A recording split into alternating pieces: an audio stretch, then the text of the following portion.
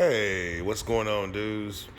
I'll make a little video here on a topic that keeps popping up. People ask me, of course, about my stuff. They see my videos and how well um, my OSD video footage looks. You know, it's usually pretty clear and everything. And some people question whether I have a DVR or not. And some of the planes do have DVRs, but like the Talon 250G doesn't, and the Alpha Strike doesn't, and a couple of other planes does. I think like the only two planes I got that has a DVR is the built-in DVR into the plane is the Reptile Dragon and the Nano Talon I have, and everything else is just regular. Just the recordings you see of the OSD is coming from this ground station that I use. And I'm gonna try to cover a bunch of topics. This video is gonna be botched up. Just I'm just gonna say it off the jump. You know, I've been MIA for a while. My comments has been piling up, messages been piling up, and I'm just gonna try to knock this all out at once here. But with the main topic though is gonna be about my ground station and why I use what I use, and that's it. And please excuse the fan noise. It's summer and it's hot in this garage anyway. But anyway, I've been using analog for eons, of course. I didn't switch over to the DJI stuff, the digital FPV, shark bite, and all that stuff. And the reason why I didn't switch over to that is, one, it's expensive. It really is. Two, I'm not a short range flying guy. I mean, that's the difference in it. Short range to me, being stuck in around that 10-kilometer range would not be fun for me, depending on what I was flying. You know what I mean? I think like, digital FPV would be great for the quad guys, of course. You know, the quadcopters, you racing, that type of thing. That'd be great to have video signal all the time. The latency might be an issue, I guess, once you get behind some trees or something like that. But anywho, I think that's what that is more, my opinion, is geared up for. But having that crystal clear image while I'm flying is just, HD footage, that is, while I'm flying is not on a high list for me, man. I'll watch the HD footage when I get home of the flight. As long as I can see where I'm going pretty good and comfortable with it, seems to work for me. But yeah, the price of the gear is expensive. The weight of the gear is not a good thing.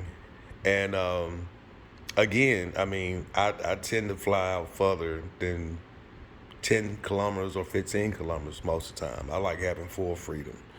And my systems give me that, I mean, anyway, and another thing too, and that's why I keep telling people too as well, it took me a long time to understand how to optimize my flying experience. Let's just say that. And it was a couple different things that I had to learn. One was getting the right gear. And of course, you see what I'm using all the way across the board on 1.2 and on 5.8 video area systems antennas. That's just what I use.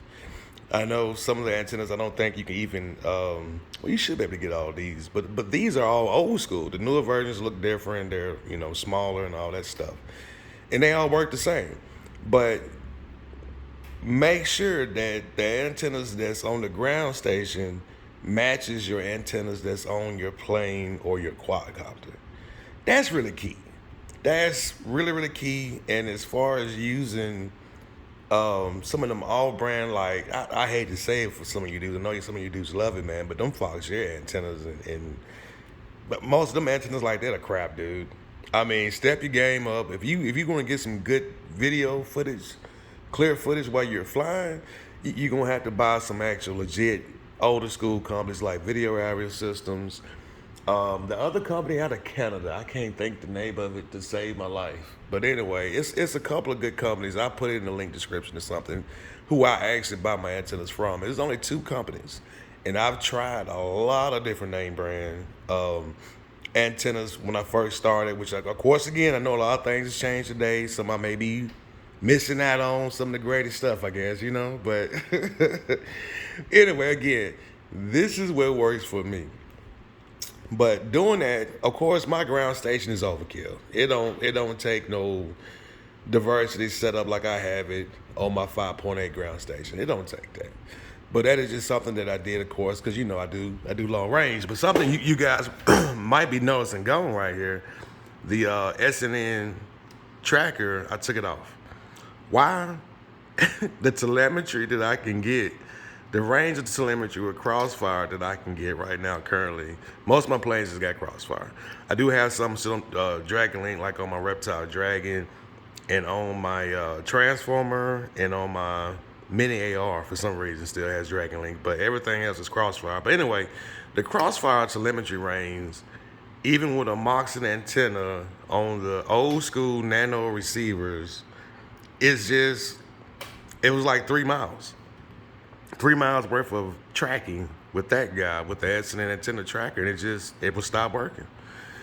So I just took it off. Again, I mean, I tend to not just stay hovering close to myself. You know what I mean? Everything that I tend to build to fly is all geared up for long range. And I still use the my other antenna tracker here, the one that I got from Michael Till's programming, and then I built everything else for that one. I still use that one for those antennas. But when I'm doing if I got a mission set up to where I'm going somewhere, I disable the antenna tracker entirely and just lock the antennas in and go. But anyway, that goes back to another thing that I was saying too, that it took me a while to realize the things that I needed to better my experience. So one was buying the right antennas. In my case, matching antennas, good name brand antennas. Another thing was learning how to aim the antennas in the direction that you're flying in. That's key, really key. You gotta know how to aim it and set these antennas up. You can't just go out there like, and I always say it because it was a guy that used to fly with us all the time. And this was back in the day, of course. He comes out there with a 1.2 Canon, and he thinks he's gonna outdo everybody, you know. And the first thing he does, he set this thing up, and he's got his antenna pointed straight up in the air like this. It was a helical, right? Just straight up in the air. And I'm looking at him, I already knew. It was like, man, this is gonna be so funny. And of course, he thought he was gonna be able to fly out, you know, the fathers and everybody. He couldn't even get out half a mile because, of course, his antenna's pointing straight up in the air, and his plane is going flat in his way over here, you know. So that, again, that's something else that just has to be learned over time. But then, so that's aiming the antennas, point them in the direction you're going to fly, set it up correctly. Having all of these antennas on the 5.8 to 4, it does give me a variety to cover my whole entire area to where I can almost fly freely 180 degrees in front of myself. Pretty much. But now on the longer end of it, it all is going to boil down to where I'm pointing those, the big boy helicals, the 10-turn helicals. That's going to get me at the longer distance for sure. But again, that was the things I had to learn, and also it's another combination. You got to learn how to aim the antennas, but then you got to learn how to fly within the beams. You know, when I say the beams, like the signal that the antenna is searching in, especially those 10 turns, you got to be able to get within its sweet spot at that distance. So you got to learn how to fly with these two as well. And once you can combine all that together, learn, first get the right antennas, learn the beam widths and everything of your antennas. The vertical and the horizontal is key. You got to know the vertical and horizontal of your antennas. Once you know that, and then you learn how to point your antennas, aim them out to where you're flying, and then you know how to actually fly and where that, let's just say, bubble is, you'll have video the whole entire time. And you would not have any kind of issues. I mean, people trip out on me all the time. So the people that actually go through the pain and watch my long videos, and they'll be like, "Oh man, you went this far out and that low on this," and it's like, yeah, it's all on 5.8. You know, it's not the area that I'm flying in. This is anywhere that I go. It's just because I know how to set my stuff up. And people think I got this magic setup or something like that. It is not. But another thing though that I will have to add into this though is really key is having a clean build on your aircraft. And the one thing I have to say for sure that has helped me the most is those Panasonic 1000 UF capacitors. Just putting those capacitors in the system, it seems to it helps a lot. I mean, it really, really does. I can't stress it enough to you guys about that. And they're so cheap. They're cheap and plentiful right now. Well, they was anyway. I got a stack of them somewhere. I keep them. I swear by them. Everything, even the quad copies, the little bitty ones that comes with the capacitors in them, usually like a 330 or something like that. Some might have a 470. I'll take those out and I will throw that 1000 UL capacitors in those, and the video is just a huge difference.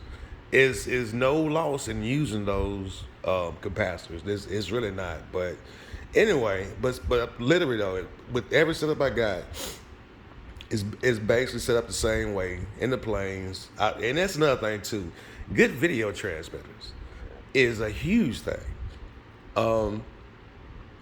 Years ago, I've tried a bunch of different brands. I've tried the TBS crap. I can most definitely say that's off in my diatone GTR right now. I absolutely hated the TBS Unifier. It overheats.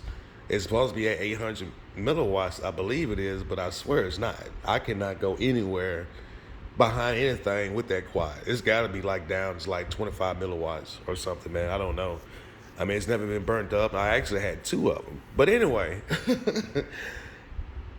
a good video transmitter will make a world of a difference. I myself, now on everything I got, I use nothing but AKK. AKK, X2, X2 Ultimate, at the AKKs with the built-in DVRs is what I got on the planes. I mean, that's what I use all the way across the board. And they work great for me. They do. They get hot just like the rest of them. I tend to always put mine outside the frame to allow them to get cool air. Or if they're inside the frame, they're right in front of some kind of air duct. And that's really it. It's not a whole lot that I can tell you guys other than that, which I say that I've been talking for 12 minutes. But I mean, I would have to say my secret to success, I feel like I have maxed out.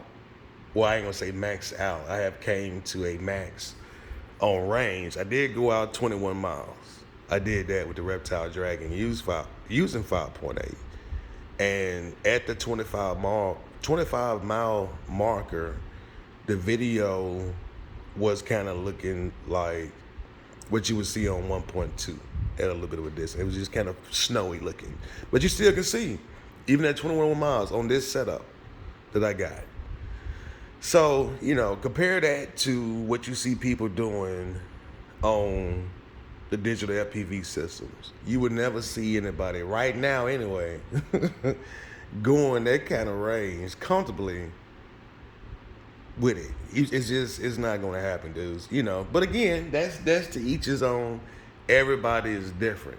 If I was just starting again, brand new, just jumped in the game, I would probably get it.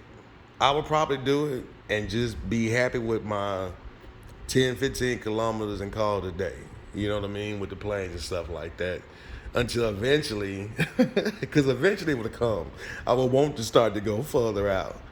And then I would probably find myself right back to this analog setup that I got. Guaranteed. But would I buy it now? Nope. Ain't no way. I don't see a need for it. I just don't. And I've done a lot of research online and of course watching other people do these supposed, long range. The term long range now is so different, and it's funny. Considering an old school guy like me that's been flying for so many years, You know, you got some guys think that 2-3 miles is, well, actually some less than that. Some say 7 kilometers is long range. You know, so the terminology of that nowadays is just is so funny to me, man. But anyway, I guess we'll just say serious long range is what I'm calling my setup. But anyway, I'm rambling now, dudes. I think that pretty much covers the questions that I've been asked by people. And I hope you guys enjoy anything I missed. Y'all hit me up. Peace and love. We out.